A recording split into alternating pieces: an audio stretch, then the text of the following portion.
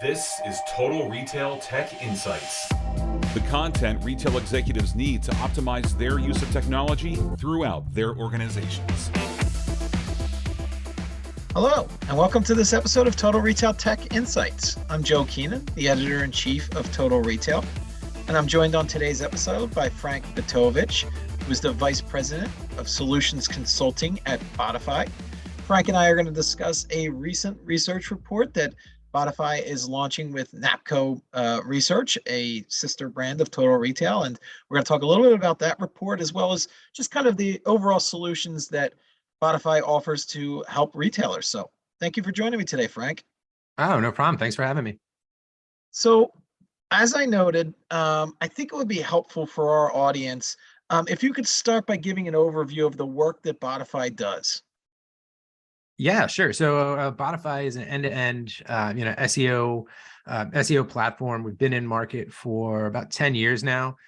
We actually got our roots started in some pretty, I would say, in-depth SEO analytics, type work, and that was kind of our niche as for a while as a platform. But over the last couple of years, we've really started to evolve into more of an insights and automation platform, where not only do we, empower our customers with, the data and insights that they need to improve their organic search, but we've also started building automation tools that have really, eliminated, in a lot of cases, one of the biggest challenges of SEO since the beginning of SEO, and that's implementation. So that's really been our focus, over the last couple of years. But, we work with large array of clients in a lot of different verticals, but really have, I would say more of a specialty with, large e-commerce brands, because it's really kind of how the platform was built. It's really geared towards, helping websites that are, kind of large with, with a lot of complex problems, to solve them and to make it easier for Google to understand, what their products and services are. So that provides a great oversight of the work that Botify does. How about personally, Frank, tell us a little bit about your professional background and your current role at Botify. Sure. So I have been, working in the wonderful world of SEO now for coming up on almost 20 years, which sounds kind of crazy to say it out loud now, because I don't feel that old, although I know I am. But I've been in the field in a kind of a number of different, roles. I've worked at, agencies. So actually prior to, to Botify, I worked at Group M, which is part of WPP, one of the largest media, if not, I'd have to go back and take a look at the stats now, because it's been a while since I've been there, but one of the largest, media agencies in the world. I've worked, for other technology providers. And for the last 5 years, I've been at Botify, where I've served a number of different roles. So I've worked with our, customer success team, where I worked, very closely with our, clients once they signed on with us, throughout their journey. I've worked on our professional services team, which is really, kind of the more subject matter experts, that we have. And then for the last 3 years, I've worked, on our solutions consultant team and actually built that team up. And what our solutions consultants do is actually work with a lot of our clients before they become clients, kind of understand what are their challenges, what are their needs, what type of big SEO problems have they, they've been trying to solve. And then we help them, kind of visualize and understand, how they'd be able to leverage our technology to, to do just that.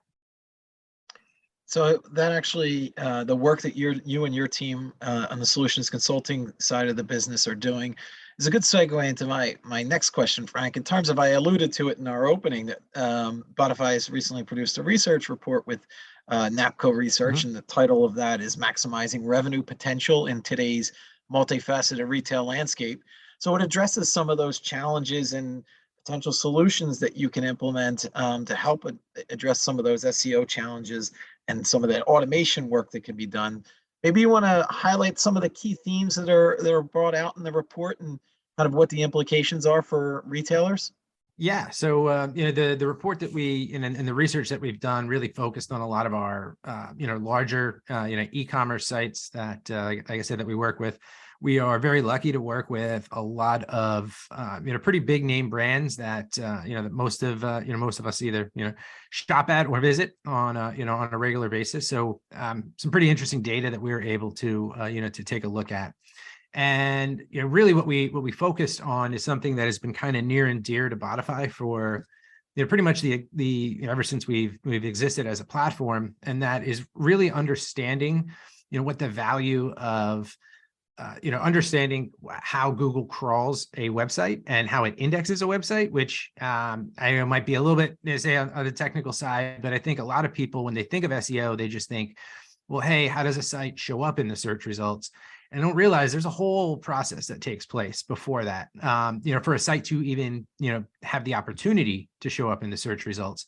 And that has been a process that we've really, focused on for the last, like I said, 10 years, and have built into our platform, where we've helped our customers understand, what is Google crawling on my site, and what is Google not finding. And I think that's always been, something that has been kind of eye-opening to our customers, is that on average, we see that about half of, enterprise, retail and enterprise websites in general are not crawled by Google on a regular basis. And if a page is not, crawled by Google, it's never going to end up in the search results because Google doesn't know about it. And that's really kind of what we focused on, with the study, to understand how is Google crawling these large sites. And then not only, how is Google crawling them, but, what happens when you get Google to crawl more of your site, which is the really exciting part, because we've been able to see things like, if you can just improve, what we refer to as the crawl ratio. It just means, what percentage of the pages that you have on your site that, Google and other search engines could potentially crawl, what percentage of those are actually crawled? And what we can see is that, what we found is that when you increase that by just 1%, we actually see about a 7% lift in traffic, which is huge. And that is not, it's something that, we've been trying to measure for a while. And we were very excited that we were able to start to put some tangible, numbers behind, what improvement means. And I think a lot of times, we'll tell people, hey, half of a enterprise website is not seen by Google. Some of the assumption is, well, yeah, but it's Google. They got a lot of money. They got a lot of resources. They know about the important stuff. And just what we've seen over the years is that's not necessarily true. Google's not going to give infinite amount of time to, to every website in the, in the world. So to be able to start quantifying what it means to clean some of that up has been, pretty exciting on our end. So in your experience working with these enterprise retailers, one, do they know currently what percentage of their site pages are being indexed? And two, even if they do know that, do they know exactly which pages are being indexed versus which pages are not? They might know that 50% of their pages are being indexed, but they have no idea what those pages are. Talk about kind of the awareness issue, because I think that's a challenge that you don't know there's a problem. If you don't know there's a problem, how are you going to go about solving it? That's a great question, because no, most do not. Unless they are, really looking at that data with kind of an SEO lens, from their side. A lot of times that clients come to us, they haven't leveraged all the data sources that we use, in their previous strategies. So the way that we're able to actually help clients understand, what is Google crawling, and, in some cases, Bing. I know we always say Google as in, it's become synonymous with SEO, but we have some clients where, Bing might only be 10% of their traffic, but, when you have a lot of traffic, 10% is still sizable. But a lot of times, they haven't used this data before. And we get that through what are referred to as log files, which again, unless we have a big technical audience, I doubt that landed in terms of what those are. But essentially log files are just, they're stored on your server, and it's basically like the receipts of who came into the site, what bots came into the site, what did they hit? And what we do is we take that, we then ingest that into the platform, and we're able to tell them exactly, which were and were not. And unless you're leveraging that right now, it's it's almost impossible to really know exactly what Google is and isn't crawling. So no, most don't have a general idea. I mean, they might know like, hey, I'm only getting traffic from 10,000 of my pages and I have 10 million. I think there's a problem, right? And then that's when that's usually something like that will be kind of the catalyst for why they, why they start talking with us. But generally, no, it's somewhat of I would say a blind spot unless you're leveraging, a tool that does access that data. And to your point, the incrementality, I think you called out, if you can get that index pages percentage ratio up 1%, you see a correlated increase in traffic of 7%. Like, think of the gains that you can get if you can get it up even more than 1% and getting that traffic to your site and then converting, even if you're just converting your standard 2.5%, 3.5% of that traffic. Exactly. For an enterprise retailer that's getting millions and millions of visitors, that's a significant sum of money. Exactly. And I mean, generally what we see is that a lot of times organic search converts at an even higher rate than other channels, because organic search is it's a channel where it's the one channel I like to say, well, paid search as well, but search in general is the one channel where your customer is telling you exactly what they are looking for. Other channels, display you have your ads up and you hope your creative resonates and that somebody clicks through, but it's still, somebody that could be coming in, not necessarily, in the retail case with a shop mentality, they might just see an ad like, oh, that's cool, I'm going to click on it. Whereas with search, you're actively putting something into Google saying, I am looking for, I don't know, running shoes or a new phone, whatever it is you're actually shopping for. So generally we see that traffic converts at a higher clip than a lot of other channels. Yep, exactly. They have that intent, Exactly. and intent-based shopper is going to convert at a higher percentage. So as this conversation is going, we're talking about SEO and search index pages on your site. There's also the other piece about it where this isn't just only online, right? Like, so we got to think about the relationship between online and offline and how those channels can work together based upon what we're seeing from consumer behavior. Consumers are rarely just shopping in one channel anymore. They're looking stuff up on their phone before they go in the store. They're doing reversed. Maybe they're going in store and then buying online. So talk a little bit about the relationship between online and offline in your world of SEO and how that may have evolved recently. Sure. So it has been a wild world the last 2 years, watching the last 2.5 years specifically, watching online and offline, where for a little while there, everything was online. And it was actually, as we're working with a lot of our clients, it was really interesting, even just seeing how, consumer behavior was changing in early 2020 and being able to spot the trends, in some of our clients' data kind of before you saw them, elsewhere in the news. One that I always point to that just made me laugh was that we could see for some of our kind of big box retailers how all of a sudden, hair clippers started to trend in, that was probably, April of 2020 when everything was shut down. And then once those sold out, you were able to automatically start seeing the rise in dog clippers because people were like, hey, clippers are clippers, I need to cut my hair. But we were seeing all of those changes in user behavior in near real time. So it was really interesting.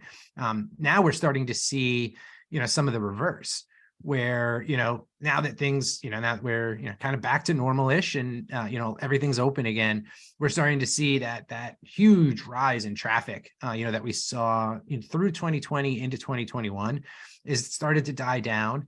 And we're seeing most retailers are seeing, traffic decrease. And they're like, well, it's decreasing, but, in stores is back up. So is that, is that good? Is that bad? And we've helped a lot of them kind of understand, just kind of where they, where they stand in terms of, kind of just traffic levels. But, in general, now that things are open, we're seeing the push, from a lot of clients, to see what, or to get customers, in store again. And it seems like that is kind of becoming now that we didn't have that in-store experience as consumers for a while, people are starting to, to kind of go back to that even a little bit more than we saw, pre-COVID. So we have a lot of customers who are trying to understand, well, how does a rise in my organic traffic actually then, in turn deliver any sort of increase, in foot traffic. And we have some clients who have some very good analytics teams who are doing some really interesting attribution modeling right now to understand the exact lift of, in-store purchases based on, online search activity. So I think you bring up a great point. And, from talking to retailers over so many years, the overwhelming majority of retailers, their most valuable customers, the most loyal customers are those customers that are shopping in multiple channels with the brand. So drawing that connection between what retailers are seeing in organic search traffic and what does that then reflect in their in-store traffic is really critical as they think about, servicing that customer across multiple channels. So leads into my follow-up question for you, Frank, in terms of given that shift that we've seen in consumer behavior, and you noted, especially over the last 2.5 years, what are retailers doing well in terms of using technology to enhance that customer experience, no matter where the customer is shopping? And, that extends from SEO to in-store to the, throughout the customer purchase experience. Yeah. So I think just in general, at a high level, what we saw for maybe even, for a number of years was, when it came to online, it was, hey, everybody just needed their online presence. And it was, if you had your store, if you had good, good rates on shipping, good time on shipping for, things like convenience, and you had prices, that was kind of the name of the game. That was what everybody was, was focused on, was kind of getting, online commerce to a point where, it was super convenient. Amazon, really helped everybody once they did, Prime, and, everybody could get, 2-day shipping. That kind of forced everybody else to, to do that as, as well, or get as close to that as possible. And, what we're just seeing in general is that now that's kind of just table stakes. And now you really have to, to stand out. So in terms of what we're seeing with, the use of technology to improve user experience, I would say, we see some customers who are testing out a lot of video content on things like, their category pages, and specifically product pages, to be able to create, almost more of an in-person experience without being there. And that's really difficult to, do. It requires creating a lot of assets. And that's where I think search comes in, is because search, like I said, it gives you that data to understand exactly, what customers, are looking for and what they care about when they, when they're buying a particular product. So if you leverage things like the keyword data that is, driving traffic to your site, you understand, like, okay, maybe somebody is searching for a phone, but they're searching for phones with a particular feature, or they are particularly, concerned with, I don't know, how big is the phone? Because phones have gotten so big these days, and when you're buying that online, it's really hard to to judge, how's that going to fit in my hand? How's it going to fit in my pocket? So creating, video content that, helps the consumer understand things like that and get I would say, a virtual feel for the product without having a physical feel has been, what we see a lot of, customers doing well with. And that gives you an opportunity, for SEO as well. Because whenever you're creating assets, it's all, of extra potential, acquisition, or opportunity for acquisition, because you could then use that video, right? You could post that video to YouTube or to your other channels, and you could use that to, to get even more, potential customers, looking at your products. And correct me if I'm wrong, that rich product content that retailers are adding to their websites, that's highly valuable to Google, and as the search engines crawl their sites, that type of content, Oh, absolutely, is really valuable. Yeah, because if you think about it, if you're let's say you are like more of like a big box retailer, big box department store, right? You're all kind of selling the same stuff. You're selling the same sneakers, the same sweatshirts, the same whatever, right? So if you have kind of the same products, you have kind of the same brands, you need something that makes you stand out, not just to, to users when they get there, but you need something that makes you stand out to the search engines so that, they rank you higher than, some of the other sites that are out there. Because if all you have out there on a category page, for instance, is here's my category, here's this is my sweatshirts page, here's 20 sweatshirts. Well, that's not good. That's not going to make you stand out from, from any other retailer. So all of that definitely plays, plays a role. And actually, one of the other things that we saw in the study was just the role of category pages in general, for a lot of our retail sites, is that the, product details pages is, that's obviously where you buy. You can't buy from a category page. So your intent is, much different on a, on a PDP, on your site. You generally have a lot more of those. That's generally what Google spends a lot of its time crawling, and accessing. But the category pages send exponentially more, traffic, because they give their users that virtual browse experience, so to speak, of like, I know I want running shoes. I don't know which one I want. So I'm going to go to, I'm going to look at, 6 pages of running shoes to see exactly what I want. And that was something in particular that we saw on larger retail sites too, that just category pages send a much larger share of traffic than the actual product pages. So one of the things I wanted to touch upon is, as more and more retailers invested in their e-commerce sides of their business, that getting qualified traffic to your site became even more challenging because there's more competition. So obviously, it would make sense that getting traffic is, with more players in the market, it's going to be a little more difficult. And then you add on top of that there's rising online customer acquisition costs between paid search, social, all these ways, these acquisition costs are going up. Talk a little bit about the impact of online customer acquisition costs rising, and then conversely getting qualified traffic to your e-commerce site, and really the value that SEO can play here is you can get that organic free traffic to your site. Yeah, I mean, the cost per clicks generally aren't going down. Those are going up. And it's been interesting because I like I said, I've been in SEO for 20 years, almost 20 years, we'll say. It's been about technically 19, but so close enough. I've probably made the case of, hey, organic is actually a much more efficient channel than paid search for all 19 of those years. I've probably, been, said that till I was blue in the face, in terms of, just different pitches that I have been on, not just, at Botify, but at, throughout my career. And it's only seemed like recently that it's really starting to resonate, more. And we actually have clients who are coming to us and saying, hey, paid is delivering, or in any other channel, like they're delivering traffic at, X cost per click or X cost in general. If we can prove out that we can deliver traffic at a lower rate than that, we will actually start to reallocate funds from those channels into SEO.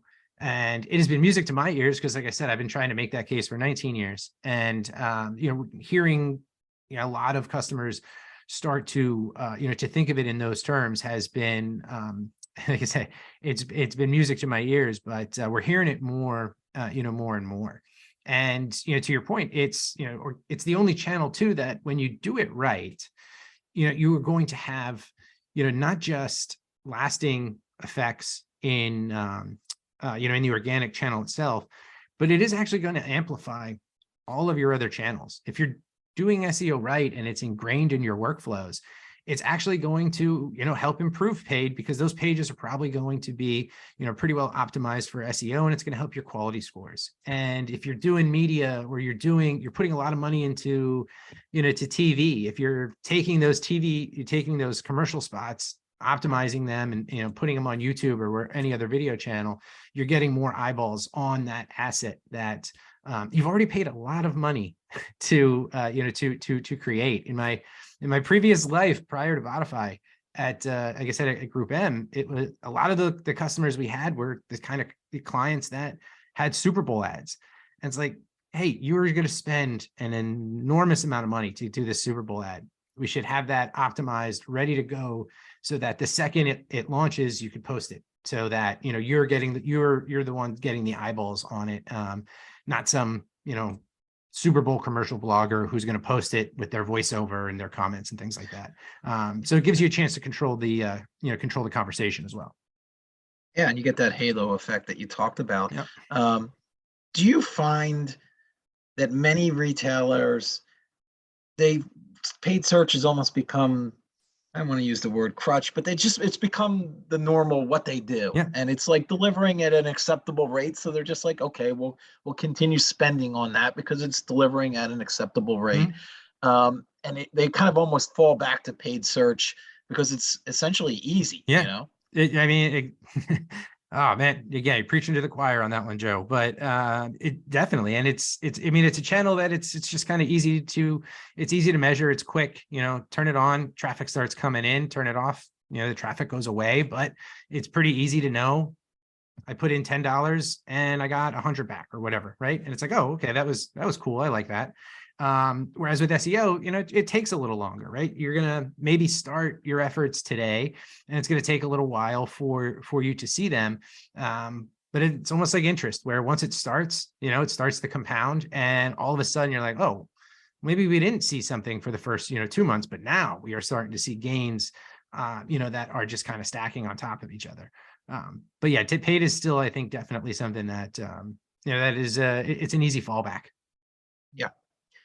So lastly, Frank, you're someone that's been in this space for a number of years, as you've noted. Yeah. I'm interested in getting your perspective as we finish out Q4 here and move into a new year.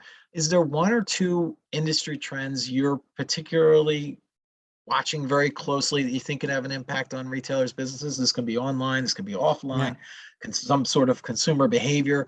I'm just curious to get your take. Sure. I'd like to kind of get experts to kind of weigh in on where they see us going in the future. Yeah, I love this question because I think, a lot of times people like to make bold claims about, voice search is going to take over, right, by whenever. I've been hearing that for 4 years or, however long it's been. Right. Yeah. And, if you've been in search for long enough, and a lot of times, the more things change, the more they stay the same when it comes to, when it comes to search. I've also been reading, the Death of SEO article, every 3 months for probably 15 of the 19 years that I've been in search. So there's always that, what is going to be next. I do think when it comes to, search and SEO specifically, I do think it's not going to change like too significantly in terms of, what is effective, and what works. I think what might change is that, we're starting to see a lot of our customers realize, like, what, the needs of a user and the needs of a search engine are just getting farther and farther apart. So, a lot of the modern, programming languages are amazing for, for users, right? In terms of being able to give you the ability to land on one of these category pages that we're talking about. And you can have 17 filters, right? To go from 100,000 shoes to 3. And those are the 3 that you will end up picking from. Amazing user experience can create a nightmare for search engines if you give the search engine too many options. And if you're not, taking that into account. So one that I just see in general is, the smart retail sites are really starting to, to focus on what those 2 needs are and trying to balance them as, as best that they can, and to really serve both whenever, whenever they can. And the other one that I would say is just, we actually already talked about it, is turning your website into more of an experience. Because that's just going to help you. It's going to help your conversion rate for one, which is, at the end of the day, if you're improving your conversion rate substantially, you don't even have to improve your traffic just to improve your bottom line. But when you do that, you're also going to help SEO, and you're going to just help that your site stand out. Because I feel like I said, we got to this point where the allure of online and e-commerce was the convenience for so long, but that's gone, right? If anything, I would say most people listening are probably like, well, if I go to a site and it's like 5-day shipping or something, you're like, oh, I'm gonna wait 5 days. I'm gonna go somewhere else, right? So that allure of convenience is kind of gone. So now it's more, we're seeing like, how do we enhance the experience and provide some of that, in-store experience, online, which I think, we started to see offline years ago, where most stores went from these giant warehousey kind of places to things like the Apple Store, where it was more about, hey, I came in, there's an expert there talking me through every single feature of this iPhone and how it works, and why it's better than whatever other phone. And turning that experience into online is I think what we're going to see more and more and more. Yeah, and just to follow up on what you just said, and I think those were some great points, Frank. I think that death of SEO articles that you've been reading for 5 years or so, that those are right next to the kind of the retail apocalypse articles that we've been seeing for so many years now, the death of brick and mortar retail. And then secondly, that point around making it more of an experience and obviously bringing it back to SEO. The longer you get somebody to stay on your site, that time on site has SEO value to it as well, right? Oh, exactly. And I mean, it just helps you build a relationship with the consumer too. Otherwise, it's just transactional, and you're just there, and you're like, okay, this is in some cases that's fine, right? If like me, for instance, I have bought the same exact running shoe for the last 10 years. And every year I just buy the new model. So like, to me, I just know that's my shoe, right? So in some cases that's fine. But if you're a new runner, for instance, you want to build that connection where it's like, oh, I landed on this site, and not only did they have these shoes that looked great, they had all of these guides to help me figure out, what type of shoe do I need? What kind of support do I need? Do I need, whatever it is? I was about to go into like a rabbit hole of stuff because I know too much about running shoes, but the more of that you give, it's just, it creates the connection so that too, it's like, you know what? That website helped me out. I'm just going to go there, directly next time, because I know that they have good stuff. And we're seeing a lot of our customers build that kind of content too, because it's great for SEO for one, but it's outstanding for the consumer as well, to create that connection, which is a good way to do it when you're not in store. Yeah, for sure. Well, this has been great. I want to take the opportunity to thank Frank Vitovitch, who is the Vice President of Solutions Consulting at Botify, for joining us on this episode of Total Retail Tech Insights. Thank you, Frank. Thanks for having me, Joe. This was a lot of fun.